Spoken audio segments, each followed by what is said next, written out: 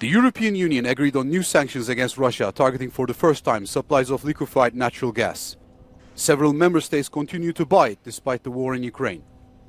These sanctions represent the 14th package in force since February 2022. The approval was delayed several times over the reservations voiced by few countries, including Hungary. What happens when one of the world's largest economies decides to freeze billions in assets belonging to some of its most powerful trading partners? Could this be the beginning of a new economic Cold War? In October 2024, Russia made a bold and decisive move, freezing tens of billions of dollars worth of European Union assets. This wasn't just a random act of retaliation, but the latest in an escalating economic conflict that stretches back to the early days of the Ukraine invasion. Let's rewind the clock. It all started with sanctions. When Russia invaded Ukraine, the West, led by the United States and the European Union, responded swiftly. Moscow was cut off from the SWIFT international payment network, essentially barring them from using dollars and euros for global trade. But Russia, known for its resilience, wasn't about to back down. Despite sanctions, European banks operating in Russia, like Austria's Raiffeisenbank International, became critical lifelines. Their profits soared, tripling in just a year. How? By navigating loopholes in the sanctions, allowing Russia to continue trading and bypassing Western restrictions.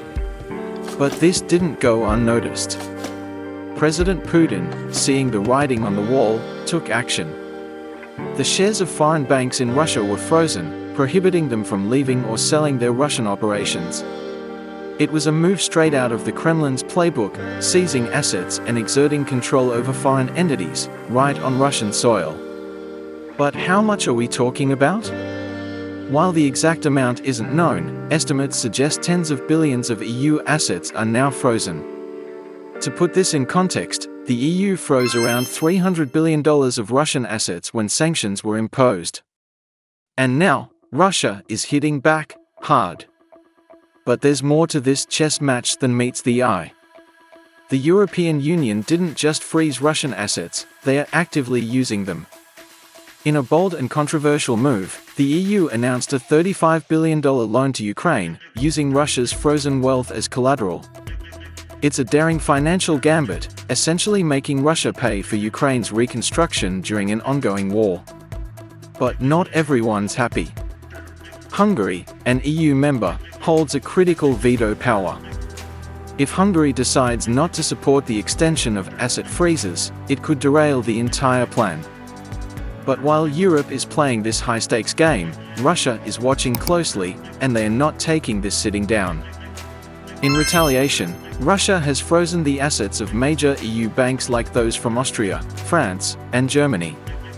These aren't just paper losses. Companies operating in Russia are now stuck in a financial crossfire, facing potential job cuts, instability, and the looming threat of more sanctions. It's clear this isn't just about freezing assets, it's a test of wills. And it could be only the beginning. If you like this video so far, you can support our channel by please like and subscribe and comment. Thank you. Meanwhile, the United States has a vested interest in this battle. As the primary enforcer of sanctions, the US is closely monitoring its own assets, fearing they might be next on Russia's hit list. But the stakes are even higher, because this conflict is threatening the global dominance of the US dollar itself. Russia has been busy reorienting its economy away from the West. Over 90% of its trade with China is now conducted in rubles or yuan, bypassing the dollar altogether. The trend is clear: countries are starting to shift away from reliance on the US dollar, and Russia's actions are accelerating that shift. Is the era of dollar dominance coming to an end? This conflict isn't just reshaping the global economy, it's also testing alliances. NATO, the EU, and other Western powers are grappling with how far they are willing to go to support Ukraine and punish Russia. The question looms large: what's the endgame?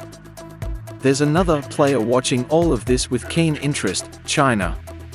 China has managed to walk a tightrope throughout this conflict, maintaining strong economic ties with both Russia and the West.